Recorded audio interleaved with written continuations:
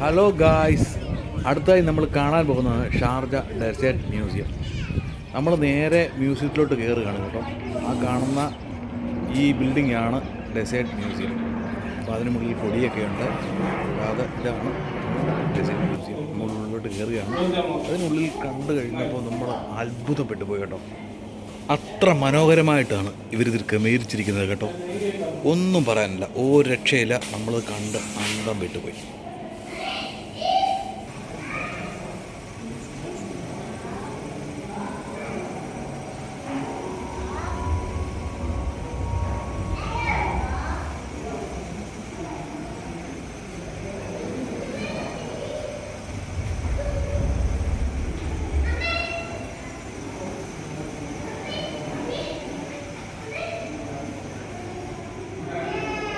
ഈ കാണുന്ന മൃഗങ്ങളെ ഒന്നും ഡ്യൂപ്ലിക്കേറ്റായിട്ട് ഉണ്ടാക്കി വെച്ചതല്ല.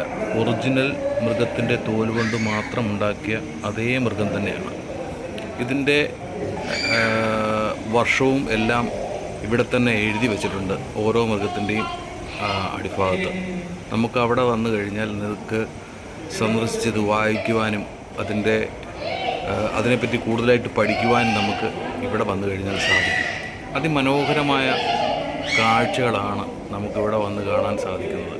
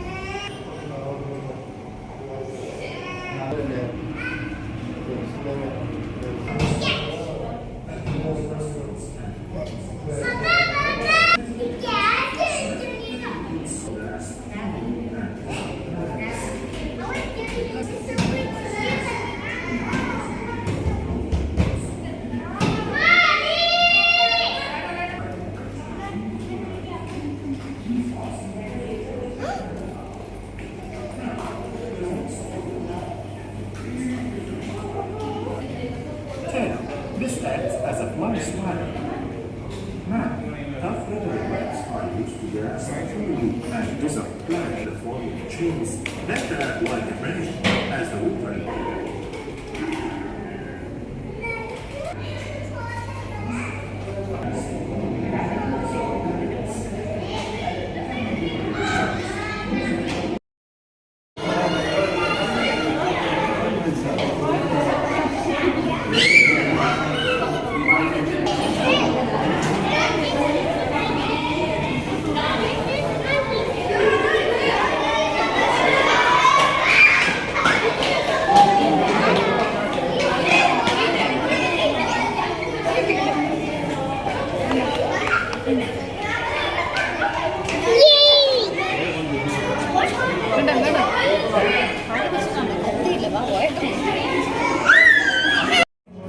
കോഴികളെ പിടിക്കുന്ന കുറുക്കനാണിത് കേട്ടോ.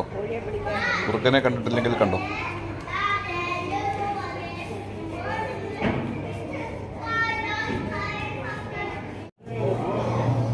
കൊടും വിഷമുള്ളതും അല്ലാത്തതുമായ പാമ്പുകളും നമുക്ക് ഈ പാർക്കിൽ വന്നു കഴിഞ്ഞാൽ നമുക്ക് കാണാൻ സാധിക്കും കേട്ടോ. പക്ഷെ നമുക്ക് ചില ആൾക്കാർക്ക് പേടിയൊക്കെ തോന്നും ഈ പാമ്പുകളൊക്കെ കാണുമ്പോഴേ. ഈ ഗ്ലാസ്സിനുള്ളിലായതുകൊണ്ട് നമുക്ക് പേടിക്കേണ്ട ആവശ്യമില്ല. പക്ഷേ എങ്കിൽ തന്നെ കുട്ടികൾക്കാണെങ്കിൽ പെട്ടെന്ന് കാണുമ്പോൾ ഒരു പേടിയൊക്കെ തോന്നും. ഇവിടെ കിടക്കുന്ന കിടപ്പ് കണ്ടില്ല കേട്ടെ.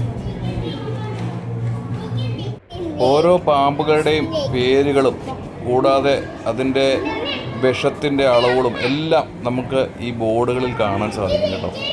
നമുക്കത് വായിച്ചു കഴിഞ്ഞാൽ മനസ്സിലാക്കാൻ സാധിക്കും. കുട്ടികൾക്കൊക്കെ ഇത് നല്ലതായിരിക്കും. ഒരു അറിവിന് വേണ്ടി ഇവിടെ വന്ന് സന്ദർശിച്ച് ഇതിനെപ്പറ്റി കൂടുതലായിട്ട് പഠിക്കുന്നത് നന്നായിരിക്കും. കിടക്കുന്ന കിടപ്പ് രണ്ടെണ്ണം